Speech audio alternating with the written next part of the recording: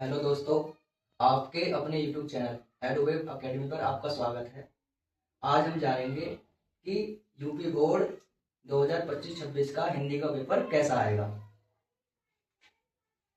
देखो, हिंदी का पूरा पेपर दो खंडों में डिवाइड होता है, खंड ए,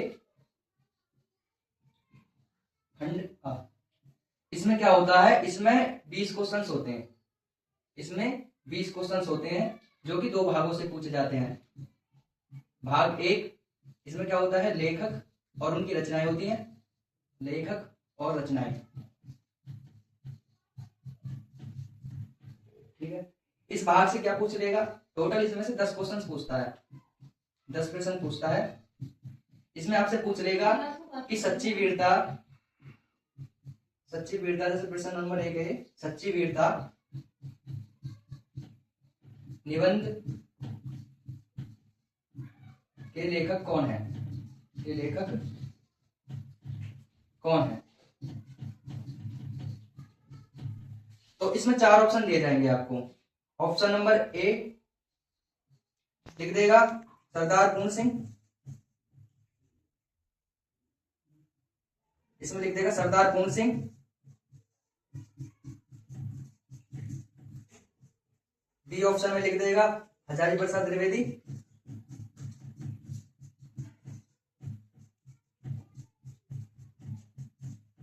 सी ऑप्शन में लिख देगा आचार्य रामचंद्र शुक्ल।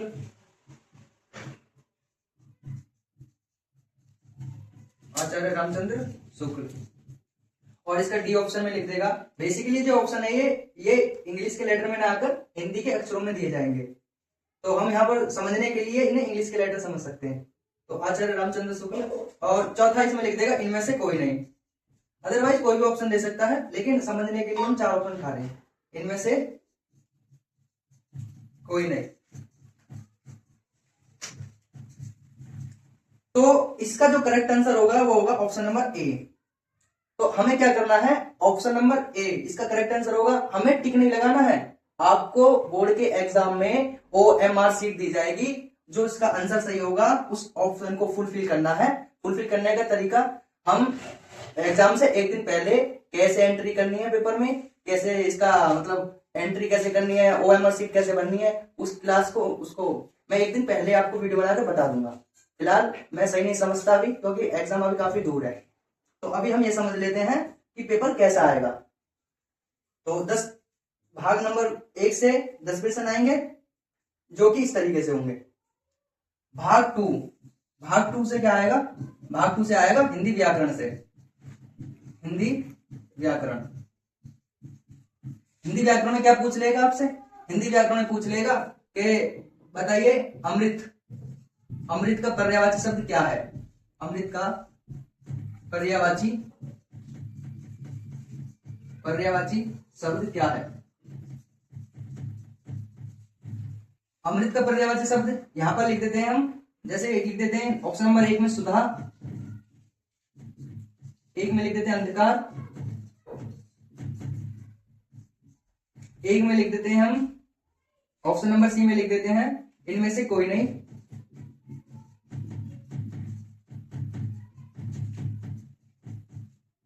और इस डी ऑप्शन में लिख देते हैं हम प्रकाश।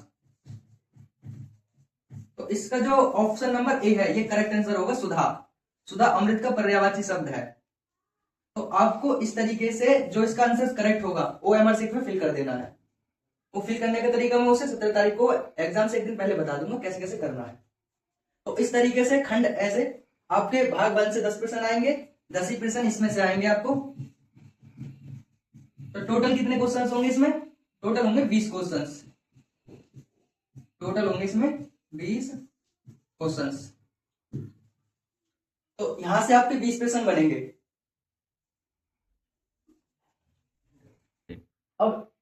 अब खंड वय को देखो, खंड वय में क्या था, वर्णनात्मक प्रश्न पूछे जाएंगे। वर्णनात्मक प्रश्न में क्या होते हैं, ये लॉन्ग टाइप के क्वेश्चंस होते हैं। ये टोटल कितने होंगे, ये टोटल 10 क्वेश्चंस होंगे।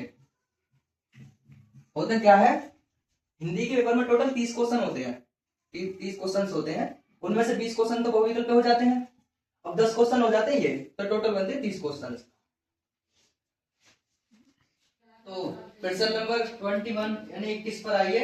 इसमें पूछा है निम्नलिखित में से किसी एक गद्यांश पर आधारित सभी प्रश्नों के उत्तर दीजिए।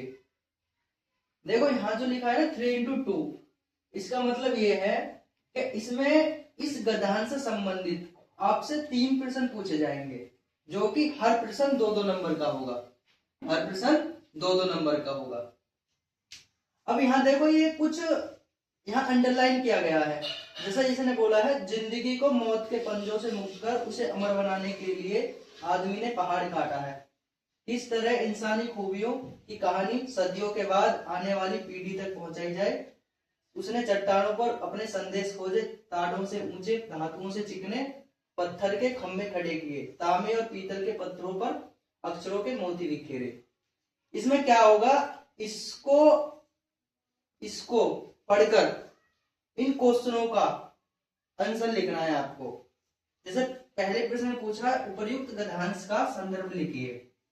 यानी संदर्भ का मतलब ये है कि ये जो पैराग्राफ है यानी ये जो गद्यांश है ये किस चैप्टर से लिया गया है और किस लेखक का है, इसमें बताना है आपको। दूसरे में पूछा है कि गद्यांश के रेखांकित अंश की व्याख्या कीजिए। मतलब जो अंडरलाइन किया गया है ना उसकी आपको अपने शब्दों में व्याख्या करनी है, यानी एक्सप्लेन करना है, इसका मतलब क्या है। तीसरे में क्या है, इसमें से किसी भी पॉइंट को, किसी पॉइंट के बारे में आपसे पूछ सकता है, किसी दूसरे मतलब इसमें से कुछ भी पूछ सकता है। तीसरा प्रश्न इसने यहाँ पूछा है जिंदगी को अमर बनाने के लिए क्या किया है।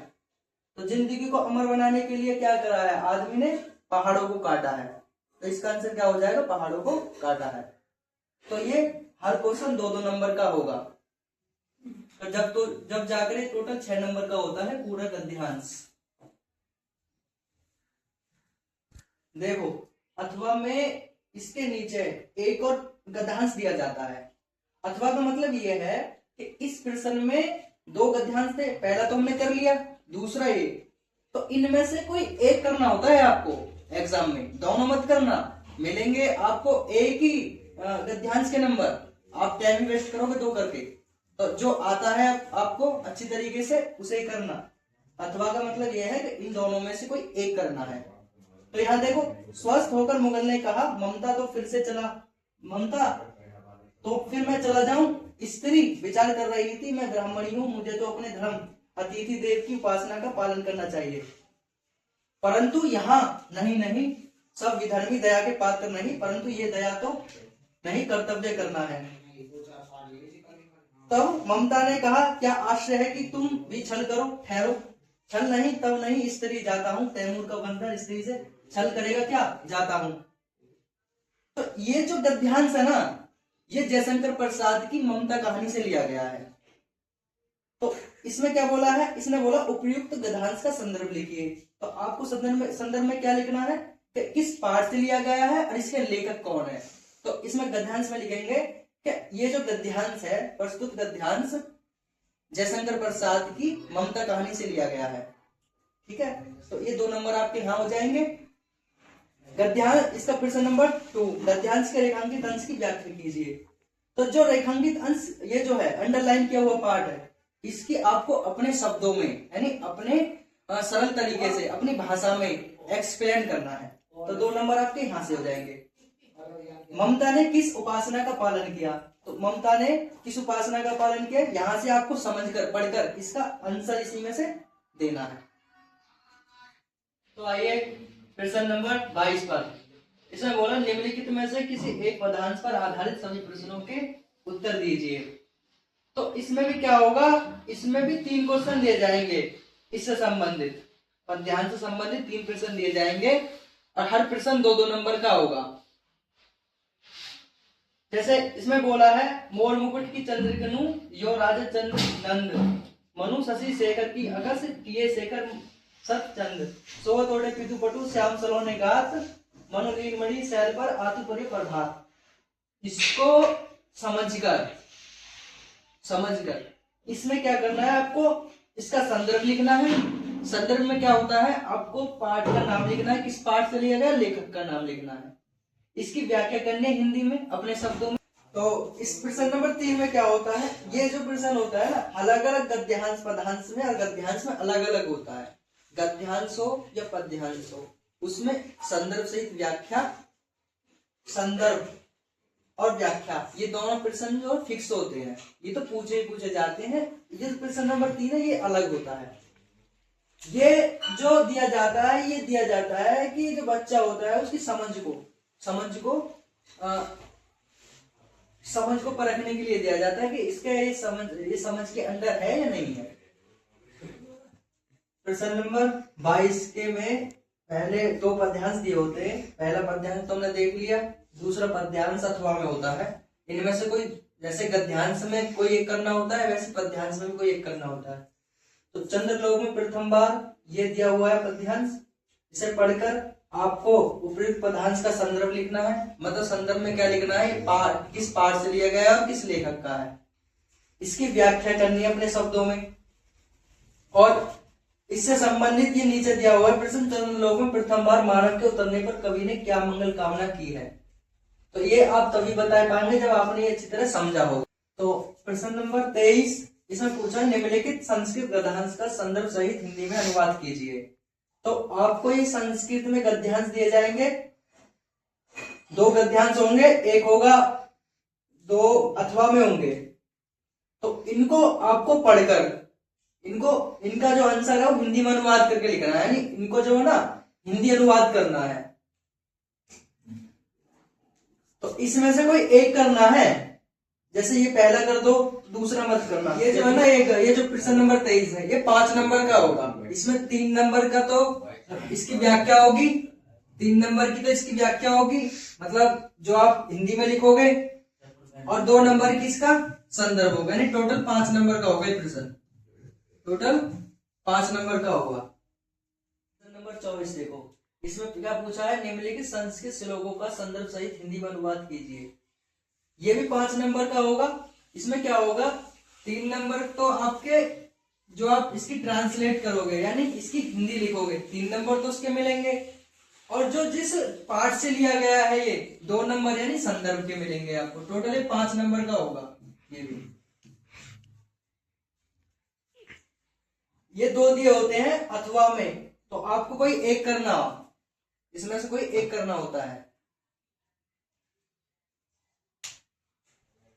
प्रश्न नंबर 25, इसमें क्या होगा, अपने पठित खंडकाव्य के आधार पर दिए गए प्रश्नों में से किसी एक प्रश्न का उत्तर दीजिए। इसमें क्या होता है, इसमें आपको खंडकाव्य दिए जाते हैं। ये जो खंडकाव्य होते हैं ना, ये अलग अलग जिलों में अलग अलग पढ़ाए जाते हैं। जैसे हमारा एक मेवाड़ मुकुट है, मेवाड़ मुकुट बुलंदशहर, बलिया, सीतापुर, ऐसे जिलों के लिए जो ना इस सिलेबस में है, ये पढ़ाया गया है। तो आपको उसी खंड काव्य के प्रश्न करने हैं इनमें से, और भी आगे इनमें से वही करने हैं जो आपके सिलेबस में है।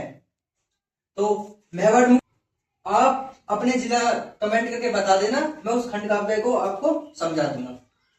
जैसे अब यहाँ पर हम बुलंदशहर जिले, बलिया, सीतापुर के लिए जो पूछा जाएगा मेवाड़ मुकुट, उसे देखते हैं। तो मेवाड़ मुकुट में क्या पूछा जा सकता है, आपसे सर्ग पूछा जा सकता है। जैसे सर्ग है, या सर्ग पूछ लेगा। सर्ग क्या होता है, पूरी कहानी होती है ना खंड काव्य की, उसे पार्टों में डिवाइड कर दिया जाता है। तो उनमें से किसी एक पार्ट पूछ लेगा, कह देगा मेवाड़ मुकुट खंड काव्य के किसी पहले सर्ग की व्याख्या कीजिए, पहले सर्ग को अपने शब्दों में लिखिए। या मेवाड़ मुकुट खंड काव्य के जो पात्र हैं, यानी जो नायक हैं, जैसे महाराणा प्रताप हो गए इसके नायक, तो नायक है चरित्र चित्रण पूछ लेगा, उनका चरित्र चित्रण पूछ लेगा। इनमें से एक पूछा जाएगा आपके एग्जाम में, और वो होगा 3 नंबर का। एक पूछा जाएगा 3 नंबर का होगा ये प्रश्न। नंबर आई 26 पर, इसमें क्या है, इसमें 2 पार्ट क और ख है। पहले क पार्ट में क्या है, किसी एक लेखक का जीवन परिचय, उसकी प्रमुख रचना लिखने के लिए कह रहा है आपसे। जैसे इसमें रामधारी सिंह दिनकर है, जयशंकर प्रसाद है, रामचंद्र शुक्ल है। तो किसी एक लेखक का जीवन परिचय और उसकी एक प्रमुख रचना आपको लिखनी है। ये क्या होता है, इसमें 3 नंबर तो इसकी जीवन परिचय है और 2 नंबर इसकी रचनाओं के होते हैं, 5 नंबर मिलते हैं आपको इसमें। इसमें बोला निम्नलिखित कवियों में से किसी एक कवि का जीवन परिचय देते हुए उनकी एक प्रमुख रचना का उल्लेख करना है। तो आपको तीन कवियों के नाम दिए जाएंगे, उनमें से किसी एक कवि का जीवन परिचय और रचना लिखनी है। ठीक है, ये भी 5 नंबर का होगा, 3 नंबर के इसके जीवन परिचय, 2 नंबर इसके रचना के मिलेंगे आपको। अब आइए प्रश्न नंबर 27 पर। इसमें बोला है अपनी पाठ्य पुस्तक के संस्कृत खंड की पाठ्य वस्तु से कंठस्थ कोई एक श्लोक लिखिए जो इस प्रश्न पत्र में ना आया हो। देखो इस प्रश्न में क्या होता है, आपको कोई अपना याद किया हुआ श्लोक लिखना है जो इस प्रश्न में यानी क्वेश्चन पेपर में ना हो। जो क्वेश्चन पेपर में है उसे मत लिखना, उसका वो लिख दोगे तो उसका नंबर नहीं मिलेगा, उससे अलग लिखना है जो अलग करके याद कराए हो। ये इस प्रश्न के लिए 2 अंक मिलते हैं जब आप श्लोक लिख देते हो। 28 में क्या है, वाद विवाद प्रतियोगिता में पहला स्थान प्राप्त करने पर अपने भाई को बधाई देते हुए पत्र लिखना। मतलब प्रश्न नंबर 28 में क्या होता है, 2 पत्र दिए होते हैं, उनमें से कोई एक पत्र लिखना होता है और उसके लिए आपको 4 नंबर मिलते हैं। कितने मिलते हैं, 4 नंबर। ये 2 मत करना, क्योंकि 2 करने से तब भी 4 नंबर मिलेंगे। इसलिए बढ़िया आपके लिए फायदेमंद ये होगा कि आप कोई एक ही पत्र लिखें जो आपको अच्छी तरह आता हो। प्रश्न नंबर 29, इसमें क्या है, इसमें निम्नलिखित में से किन्हीं 2 प्रश्नों के उत्तर संस्कृत में देने। तो ये 4 दिए हैं यहाँ पर, तो इन चारों में से कोई 2 जिनका आंसर आपको याद है, उत्तर इसी तरह याद है, वो उनका उत्तर देना है और उन दोनों प्रश्नों के लिए 1-1 अंक दिया जाता है, यानी टोटल 2 नंबरों का ये प्रश्न बनता है 29। तो प्रश्न नंबर 30 में क्या होता है, वो पूछता है कि निम्नलिखित में से किसी एक विषय पर निबंध लिखने के लिए कहता है। किसी एक विषय पर निबंध लिखिए।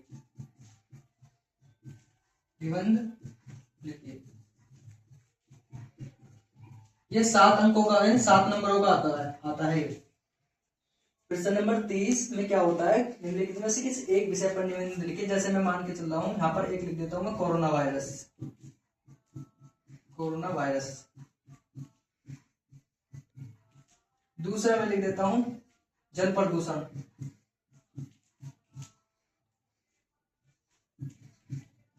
तीसरा है लिख दिया मैंने जनसंख्या।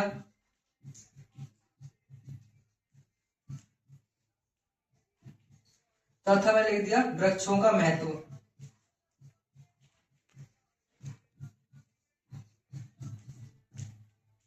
पांचवा लिख दिया मेरी प्रिय पुस्तक।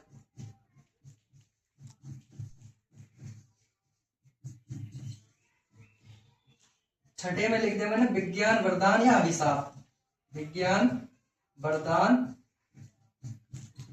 या अभिशाप।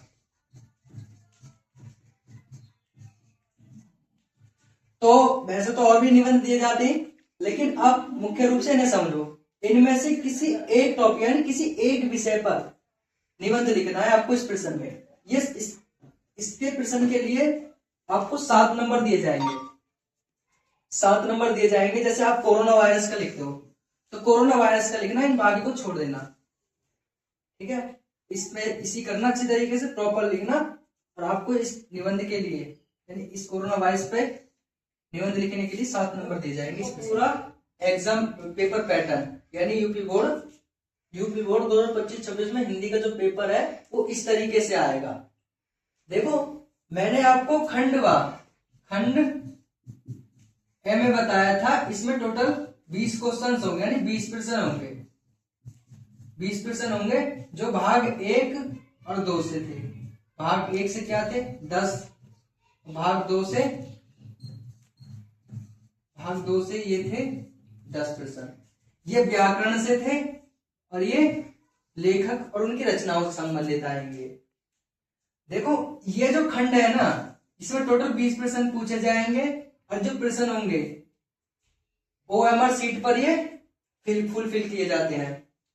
खंड वे में क्या होता है, खंड वे में हो सकता है वो ये नंबर वाइज यानी 20 के बाद 21 ना देकर 1 से स्टार्ट कर दे, यानी 1 फिर 2 फिर 3, फिर 4, इस तरीके से याद कर स्टार्ट कर दे। लेकिन क्वेश्चनों की संख्या 30 ही होगी। वो कैसे भी करे, 20 के बाद 21 करे, या फिर खंड के बाद खंड में 1 से स्टार्ट करे। प्रश्नों की संख्या टोटल 30 ही होगी। और पूरा जो मार्क्स है, यानी हर प्रश्न के लिए जो मार्क्स है वो फिक्स इतने ही होंगे जितने मैंने बताए इस वीडियो में। आई होप आपको ये वीडियो समझ में आई होगी। तो अब लग जाइए तैयारी में, आपके पास इतना वक्त नहीं है, ठीक है।